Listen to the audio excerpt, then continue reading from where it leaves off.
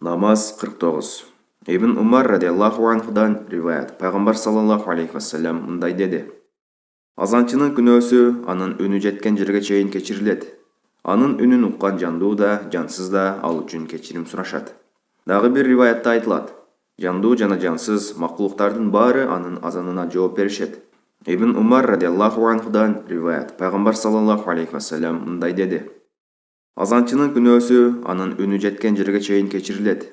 Анын үнүн уккан жандуу да, жансыз да ал үчүн кечирим сурашат. Дагы бир риваятта айтылат. Жандуу жана жансыз макулуктардын баары анын азанына жооп беришет. Ибн Умар радhiyallahu анхудан риваят. Пайғамбар саллаллаху алейхи вассалам мындай dedi.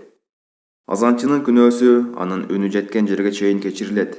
Анын үнүн уккан жандуу да, жансыз да ал үчүн кечирим сурашат. Дагы бир риваятта айтылат. Жандуу жана жансыз макулуктардын баары анын азанына жооп беришет. Муснат Ахмад, Табарони, Баззар, Маджмауз Заваид.